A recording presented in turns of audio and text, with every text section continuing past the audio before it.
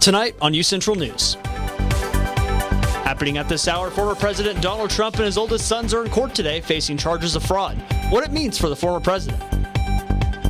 Next on campus, the annual Media Ethics Conference is happening tomorrow in the First Amendment Center. What guest speakers will talk about in the war on truth.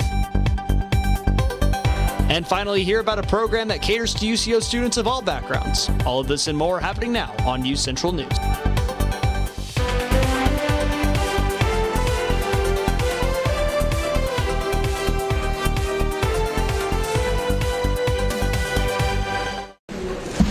It's a disgraceful trial put forward by an attorney general who's corrupt. We have murders going all over the city, all over the state at a record level. It's an epidemic, and they waste their time on this with a bang. Today, former President Donald Trump faces trial. What you are looking at right now is Donald Trump bashing the judge for having, quote, misinformation. Good evening, everyone. I'm Emma Birch. And I'm Mark Lowe. Thank you for joining us for this edition of UCentral News. ABC's new Rita Roy has all the insight on Trump's court case. Former President Trump once again inside a courtroom facing more legal trouble in New York. Simply put, it's a witch hunt. Opening statements will be delivered in the first day of the civil fraud trial in the case brought against him by New York State Attorney General Letitia James, accusing him and his adult sons, Don Jr. and Eric, of inflating the Trump Organization's assets by as much as $2.2 billion. Donald Trump and the other defendants have committed persistent and repeated fraud. No matter how powerful you are, no matter how much money you think you may have, no one is above the law. Last week, the judge overseeing the case finding Trump valued his Mar-a-Lago estate 20 times higher than its actual worth, $600 million compared to the assessed value of $27 million. The court also saying the Trump Organization valued 40 Wall Street at more than $500 million, though it's actually worth $200 million. The judge determining fraud has occurred and that there's no need to hear testimony and evidence at trial to establish that. Basically, what the judge has done is reviewed the documents in the case and said, this is all I need. This is a documents case. It is clear that there was fraud here. Trump has denied any wrongdoing, attacking the AG. This has to do with election interference, plain and simple. They're trying to damage me so that I don't do as well as I'm doing in the election. He could lose control of some of his most prized assets in New York, including Trump Tower, and also be banned from conducting business in the state. Tomorrow, the Department of Mass Communications will be hosting their annual Media Ethics Conference. This year's theme is titled War on Truth and will look into confronting deception in the media. Guest speakers will address the ethical concerns with conspiracy theories, artificial intelligence, and the lack of media literacy. The conference will be held in the Communications Building from 9 a.m. to 3 p.m., and the event is free for all students and will include breakfast and lunch. I also talked to Promise Hill to tell you what you could expect at this conference.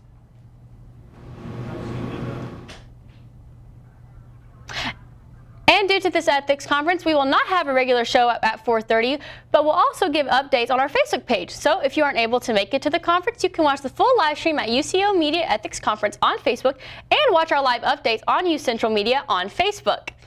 And Mark, I know that it's October 2nd, but I'm not feeling much fall weather going on right now. Yeah, definitely today it's a little bit hotter. It's like 90 degrees, 80, like upper 80s. It is not feeling like October out there at all. Absolutely not. Destiny, can we expect a cool down anytime soon? Yes, there's going to be some cooler fall weather coming on later on this week, but as for today is pretty warm. Currently outside it is 87 degrees. There are a few clouds in the sky. Though those clouds are in the sky, it's still pretty warm out. It feels like it's about 86 degrees and it is a little bit humid. The humidity rate is 36%. And then the wind isn't helping cool anything down either because winds aren't too strong. They're blowing southeast at 8 miles per hour. Tonight's going to cool down a little, but still pretty warm for the evening time. The winds will pick up though. It's going to be they're going to be blowing 9 to 13 miles per hour, but there are going to be some bigger gusts of winds and the humidity rate is going to be staying the same.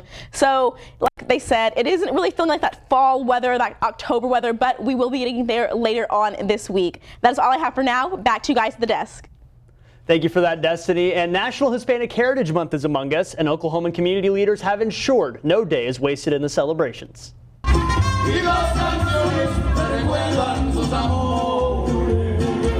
For Latinos and cultural enthusiasts, September and October are months for celebrating Hispanic heritage. At Fiestas de las Americas, around 20,000 people gathered in Southside Oklahoma City to watch the largest Latin parade in Oklahoma. Cruz Polito, a filmmaking student at Oklahoma City Community College, said he came to the event to be involved in the community and document their successes. To really take time and reflect on the people that we're surrounded by and the people of the past. So that's how I celebrate Hispanic at Edmond, and also just events like this. There's a lot of cool events that are happening around the city and that are just putting people up on a pedestal that they really do deserve. Down the street from the festival, a local venue and bar hosted a Hispanic Heritage celebration to help customers learn Spanish through group activities. The food and cocktail list highlighted various cuisines from Latin countries. The venue, Resonant Head, will feature live performances from Latino artists throughout the month. Polito said he wants the community to remain on the radar when Hispanic Heritage Month is over. It's just time for us to highlight those people in our community that are making a change. To find more events on Hispanic Heritage Month, visit travelok.com. Reporting in the Capitol Hill District, I'm Ainsley Martinez for UCentral News. And thank you for that, Ainsley. National Hispanic Heritage Month will run from October 15th, and in November, the celebrations will continue with Dia de los Muertos. We will keep you updated with more events to come. The Oklahoma Association for Health, Physical Education, Recreation, and Dance is hosting a conference at the Nye University Center from October 3rd from 8 a.m. to 4 p.m. They are providing hourly sessions with Dr. Virginia Peters, Department of Kinesiology and Health Studies. Students attending the conference will have the opportunity to network with professionals and students in the same field. Don't forget to bring a copy of your resume with you whenever you go. And coming up after the break, we're going to take a look at weather. It's looking kind of hot out there for October 2nd. That's right. Dusty Pittman will have our full weather after the break. Stay tuned.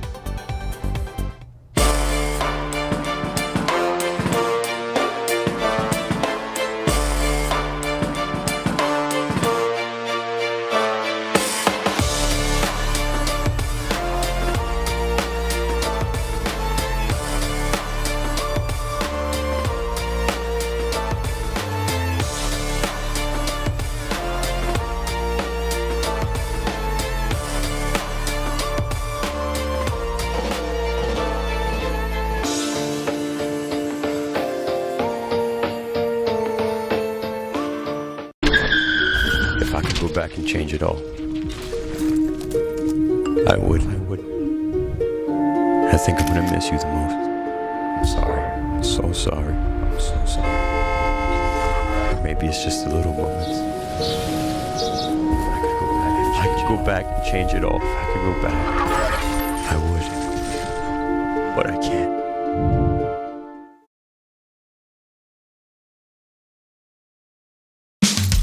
You can achieve a lot using your imagination. I mean, I don't like to brag, but...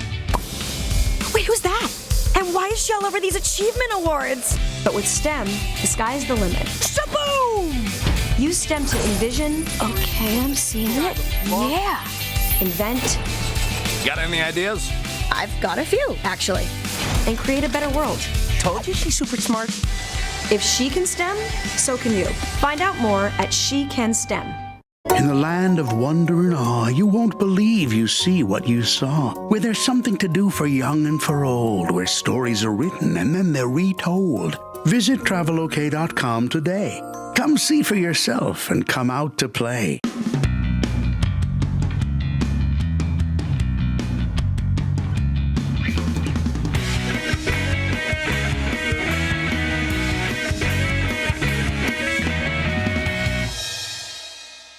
Welcome back, guys. So as we can see across this map, there are going to be a lot of 80s and 90s tomorrow, despite it almost being fall, but there will also be some storms across the state. So as we start up in the Panhandle, up in Guyman, it's going to be 83 degrees there tomorrow, and then there's going to be some thunderstorms, some storms in Woodward as well, with a high of 84, 86 in Clinton, 89 in Altus, 90 in Lawton, and then 87 in OKC. And all of those areas will all be having some thunderstorms tomorrow. But as we move on to this other side of the state, there are less storms. So down in Ardmore, no storms with a high of 89, so pretty warm.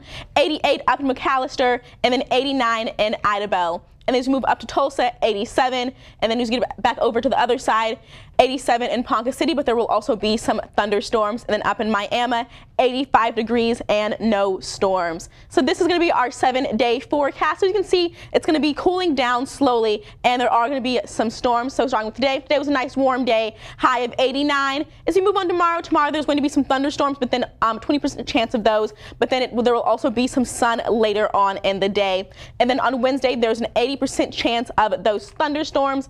And then Thursday, there's a 30% chance of thunderstorms part of the day with some sun later on in the day. And then it starts to cool down, and we see it's 79 for the high. So we're starting to get back into that 70s, the cooler weather as fall starts approaching.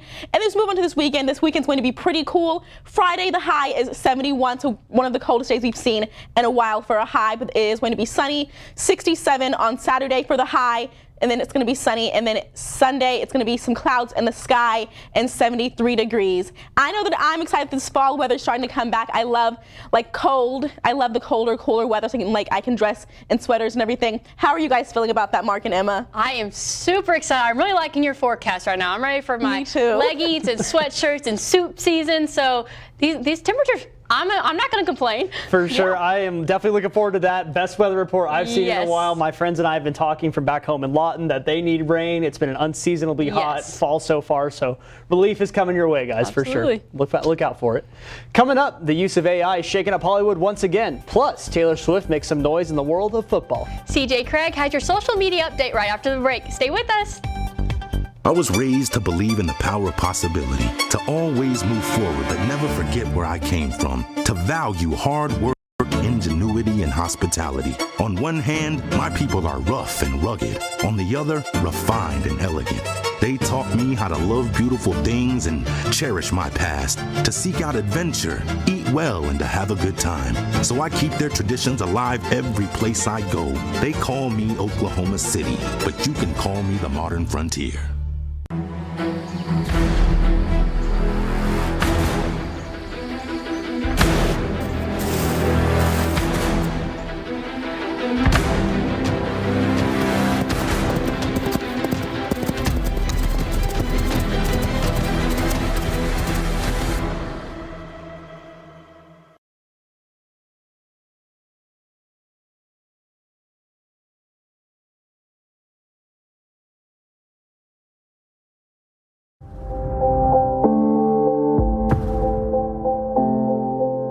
UCentral News as a whole, you got to be in those different areas, like being on camera, being off camera, being in the control room. And so I feel like that is what prepared me most about being in the workplace. UCentral and the mass comm department has provided me all the tools and the fundamentals that are needed in order to thrive well and thrive fast at my job. Maybe it's time to hit the road and visit a place where stories unfold. This is the land of the ultimate road trip, with sights old and new on Route 66. There's fun to be had, so much to do, and a few new surprises before you get through. Oklahoma has the most miles to share of Route 66. It's really quite rare. TravelOK.com will show you the way. Come see for yourself this iconic highway.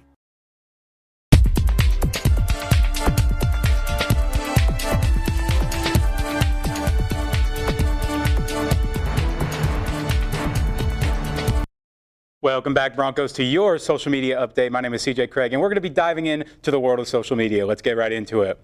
Well, if you have an iPhone like me, you might find that the new iPhone 15 is burning up after some software bugs were causing phones to overheat. Customers complained that the new iPhone 15 would heat up rapidly and would become too hot to handle. Users took to X to complain, writing that they couldn't even hold their iPhone for a minute before it started to burn. Apple says that they have identified the issue, saying that it was caused by a temporary setup period using too much background activity. Apple also said that they are currently working to release an update to fix the overheating. Taylor Swift once again takes the football world by storm after she was seen cheering on her sweetheart at MetLife Stadium on Sunday. And some fans have some strong opinions about her being there. We're here for Taylor. I'm an even bigger football fan now because of Taylor Swift. I think it's crazy. I mean, I think it's great, but I do think it's nuts that how all of a sudden everything's skyrocketing because of Swift. What's your favorite Taylor Swift song? He's such a big fan. Hells no. Who's Taylor Swift? I don't know who Taylor Swift is. J-E-T-S, Woo! Number one, baby. Number one. It's the hottest couple in entertainment right now. You know, sports entertainment, musical entertainment. We're going to show the world how hot the two of these are together in the parking lot. I mean, it's just what we do as Jet fans. We're very welcoming in what we do. Whether you're a football fan or a Swiftie, it seems like all eyes are on Kansas City to see their love story unfold. And it's officially spooky season as October rolls around. And for fans of the supernatural, the Travel Channel has a new show from the son of a heavy metal legend. Rick Damangella has the latest. I really enjoy bringing friends and family to the scariest places I can find. I grew up watching The X-Files. That was like my favorite show ever. Diehard fan. It just kind of planted a seed for my interest in the fringe, the paranormal, the unexplained. Jack Osbourne's Night of Terror opens with an episode set at Santa Paula, California's Glen Tavern Inn. So I'm bringing my mother, Sharon Osbourne, to a stately inn that hides a dark history of death. With what happened to my mom during episode 1, that is something that I wasn't prepared for. Lights on, now. We need an ambulance now. I'm just trying to keep our airway open. Hey, breathe. Mom, breathe. 1 minute she was totally fine, and the next, she's in the back of an ambulance. Having experienced some, by all accounts, unexplained phenomenon.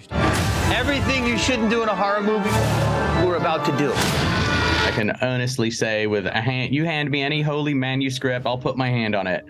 We do not fake anything. We do not bolster evidence. We do not play around. There's no special effects department to this production. We're really bare bones, and kind of what you see on camera is what we got. Be careful, Jack. And don't go anywhere on your own. The series runs throughout October with future episodes set in Illinois and Nevada. Watching with the lights on in Hollywood, I'm Rick Damangella. And AI is once again causing controversy across Hollywood as one star finds himself in a commercial that he never knew about. Tom Hanks released a statement saying to watch out for a fake advertisement for a dental plan that used a picture of him as well as an AI voice track.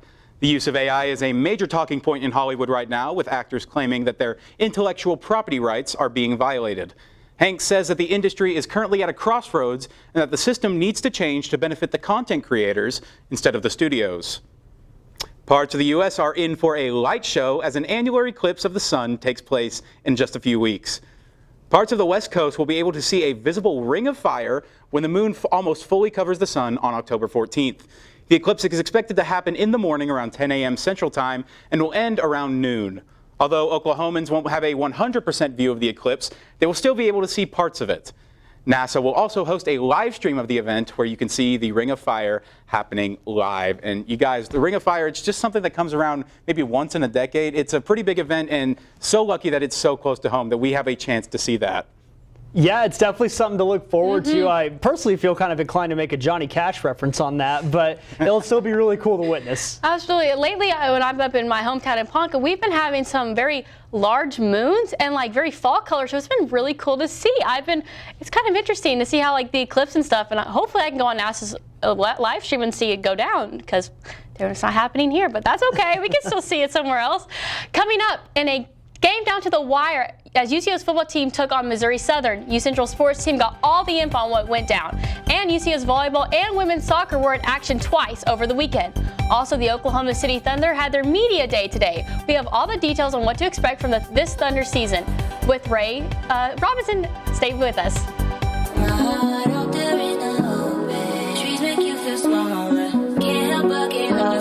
Feel the beat of nature at a park or forest near you.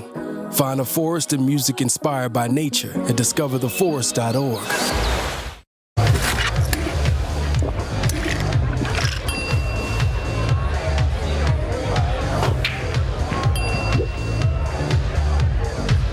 If you need to do something to feel okay to drive, you're not okay to drive.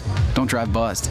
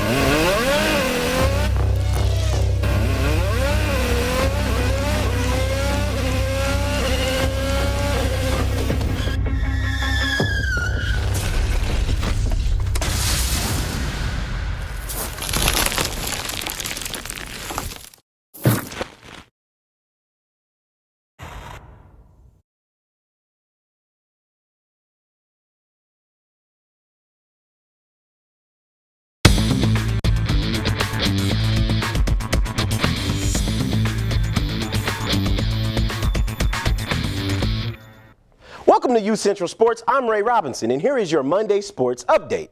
Homecoming 2023 is officially in the history books, folks, and UCO did not miss out on this one. The win definitely wasn't easy, but we had full team coverage. And let's start off with Mark Lowe, who was also there on Saturday, and let's see what he thinks about the game. Homecoming for the Broncos was a day that was circled on the calendar for many, but for the Broncos, this game was one they needed, and they needed it bad. The Broncos came into the game with a record of 1-3 and looked to bounce back. They started the game with the ball, but were forced to punt. Thankfully, the Broncos defense held strong and also forced Missouri Southern to punt. But a muff punt by the Chos set up the Lions with a great field position, and they capitalized on it. It didn't take long for the Broncos to respond. On their next drive, they took the ball down the field in 7 plays, and after a strong run by Trayvon Woolfolk, got 7 on the board for themselves to end the first quarter tied at 7.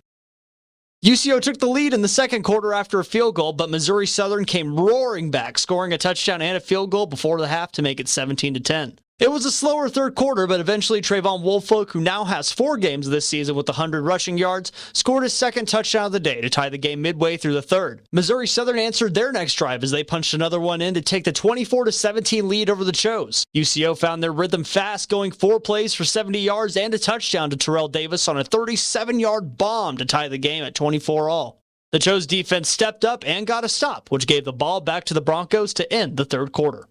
The Broncos started off the fourth quarter with a field goal, making the score 27-24, and then Missouri Southern got the ball, and on that possession, they took it all the way down the field as well, also kicking a field goal, making the score 27-all, with 4:31 left to go in the game. What did they do with that time? Ray, why don't you tell them how the Broncos finished out this game? Thank you, Mark. And with 4 minutes and 31 seconds left in the fourth quarter game, the Broncos had the ball, and they had a decent drive, and they ended it with a field goal. Can they even out their season record with a 3-3? It'll definitely be tough as they take on Northwest Missouri at 1:30 p.m. in Maryville, Missouri. But let's keep talking. Let's talk about UCO's volleyball team. The football team definitely wasn't the only sports team giving us edge of your seat games. Give me a red jacket and some popcorn because that game was definitely a thriller. The back and forth game was great. Jenna Karp leading the way with 17 kills this game, and the game was a matter of stamina in this one. As the Broncos fall to Central Missouri 3-2, going 5 sets total, their only loss at home this season. So talk about stamina. It makes you wonder if that was the case for the Broncos on their following game on the next day. And it's a simple no. They beat Missouri Southern in convincing fashion at home following Saturday, only giving the opposing team 1 series, winning the thing 3-1. Redemption at its finest. And with an overall record of 14-3 this season, the Broncos will have another series of back-to-back games at home at Hamilton Fieldhouse. Their first one is against Washburn at 6 on October 6th, this Thursday, And the next opponents will be Emporia State this Friday at 6 p.m. A weekend of ties is what sums up UCO soccer ball games. The first tie wasn't quite pretty as both teams went scoreless. Friday, they took on Central Missouri at Thompson Field, a game where neither team was willing to give the edge to. A great display of defense as UCM had more attempts to score with 4 to UCO's 2. They approached the end of the end of the game, end of regulation at 0-0. This is UCO's first tie of the season, with both teams going 0-0. The tie streak unfortunately carried on into the next game as they tied again against Missouri Southern. The game at least saw both teams put something on the board, ending the game 1-1. They are 0-3 in conference play, but do not be discouraged. They are still in the middle of the pack as they rank number 6 in the MIAA. And we're in the middle of conference play for Edmond High School football. Let's see the action on all went down this Friday.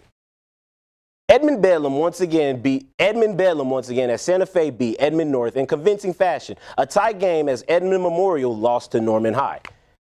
And guys, that's it for the sports, but I do want to mention that, Emma, it was a media day for Oklahoma City Thunder, the NBA, all their media days begin and stuff like that. And I wasn't able to get any press conferences because I believe it's still going on right now. But we heard from Chet Holmgren, we heard from Mark Dayton, and we also heard from Sam Presti, who's our GM. He did his media availability 4 days ago. So the excitement is getting real. Emma, how are you feeling about this Thunder season so far? I'm excited. From what I've seen in the preseason, summer ball, they they look pretty good. So I'm excited to see when season starts. I really am. Yeah, for sure. They definitely have been looking great last year. Yes. So going to be excited to see what comes to Oklahoma City this year.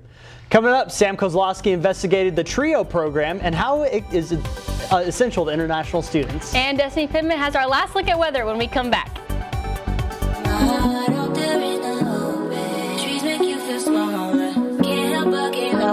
Feel the beat of nature at a park or forest near you.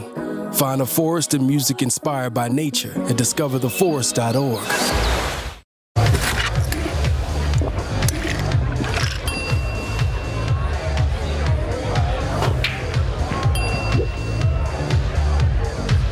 If you need to do something to feel okay to drive, you're not okay to drive.